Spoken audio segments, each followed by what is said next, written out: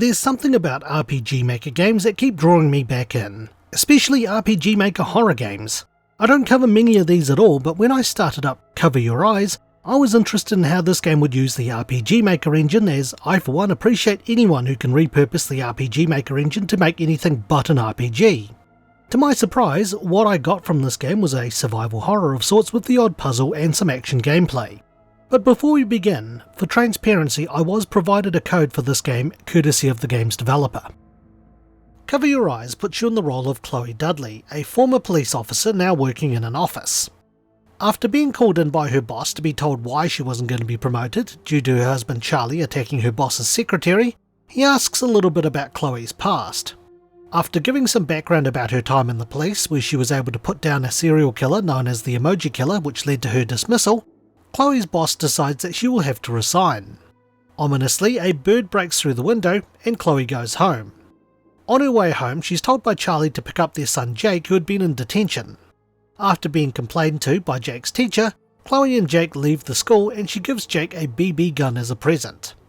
Once they reach home, Chloe and Charlie talk about his efforts to find a job, and after noticing a necklace on the table, reportedly for the neighbours, Chloe offers to take it over to them, but Charlie insists that he'll do it. After meeting up with her daughter Sally upstairs, Chloe goes outside and teaches Jake how to use the BB gun, which is your tutorial on the game's shooting mechanics. Later that night, Chloe finds Charlie's phone with some alarming messages on it. After putting it away before Charlie notices, she asks him if he's happy, in which he responds that outside of the job situation, he's never better. Charlie then gets up in the middle of the night and leaves, and Chloe decides to go after him, and from there, our journey begins. Follow Chloe as she and her children explore a town full of strange monsters that are out to kill people as things are going to hell. How far will Chloe go to find Charlie and protect her children? What will she find?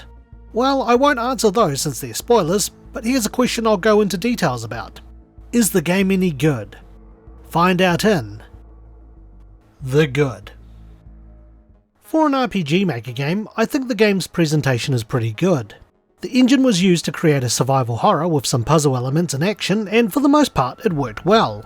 While Chloe explores different parts of town, she can choose to fight or avoid enemies, the latter preferable to save on resources.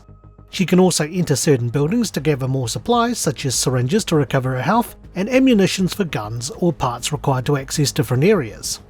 There's a lot to explore, which I think is pretty neat, and some places do have the odd clue. There are rooms with nothing of interest or enemies in them, so don't think you'll be finding something useful in every room either.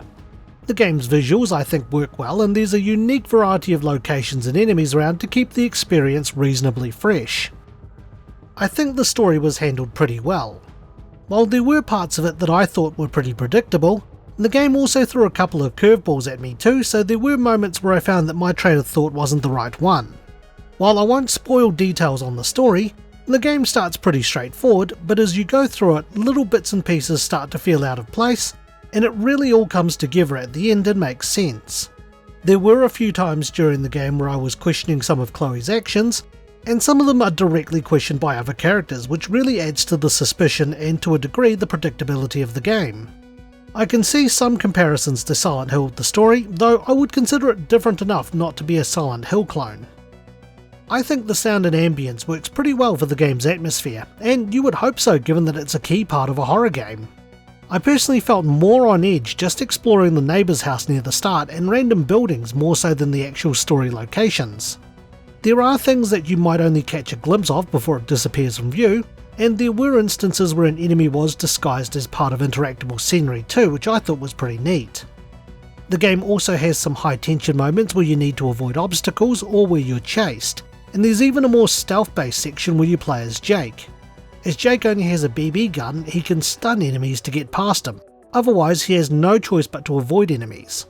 While the game has good aspects, there are other parts of the game I didn't really like, so let's explore those in The Bad. While I do like the shooting mechanics, and I think it's a limitation of the RPG Maker engine, it just feels pretty clunky. Chloe can only shoot in 4 directions, and she also needs to be in line with the enemy so that her shots will hit. Enemies will often sidestep or change direction randomly so that you'll miss, and some enemies are even faster than you, so you'll likely take damage before you can hit them. There are some enemies that will fire back, so don't think that they have to get up and personal to hurt you either. Funneling enemies is a good way to line up your shots, and later on in the game you'll have armed friends tagging along so you can just leave things to them to save ammo. Personally, I think being able to shoot anywhere in front of you but making sure your crosshair is actually on the enemy instead of lining them up in order to hit them might have been the way to go, and with faster enemies you'll still get flustered and waste precious ammo, so there's a good balance there. I did die a couple of times, but I think the game was pretty fair in terms of its difficulty. Just not the biggest fan of the clunky mechanics. Close range combat's even worse.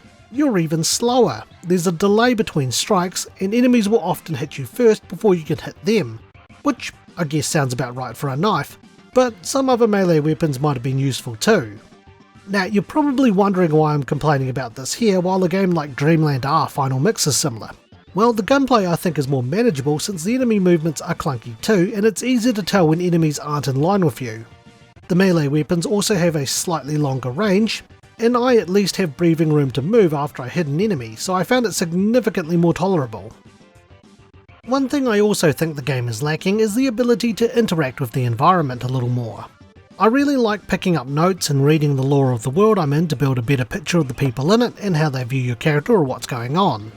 While there are the odd clues inside random buildings, I sort of wish that we got to interact more with the survivors in the buildings or read a diary detailing what people did or just before they met their end.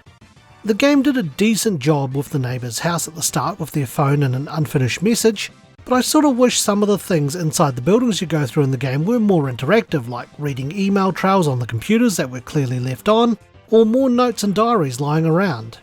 Even finding items on corpses I think would have made the game a little better. While the story was handled well, this is one of the shortcomings of it, and I think having some more interaction would have pieced the story together a bit better. Other than that, I don't have much else to complain about, so it's about time I give the opinion. Cover Your Eyes as a survival horror made in RPG Maker is pretty decent. The presentation and visuals look good, the story was handled well, and the atmosphere tied into the sound and ambience really works for it.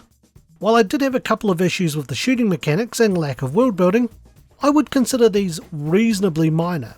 They were enough to be a nuisance, but not enough to sour or frustrate my overall enjoyment of the game.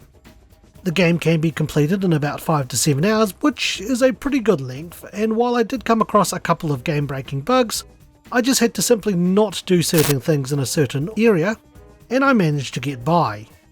If you enjoy indie horror games or just seeing what the RPG Maker engine can be used for, then this game is worth having a look at. It's not very expensive either, and it's a good way to kill an evening or even as a stream idea. So with that, it's time for my rating. I would give Cover Your Eyes Buttons the Cat, your handy dandy save point, out of 10. Thanks for watching and stay tuned for the next Infinite Backlog review. If you enjoyed today's review, feel free to check out some of our other videos and subscribe for more. You can also follow us on Twitter, Instagram and our Facebook page. Once again, thank you for watching.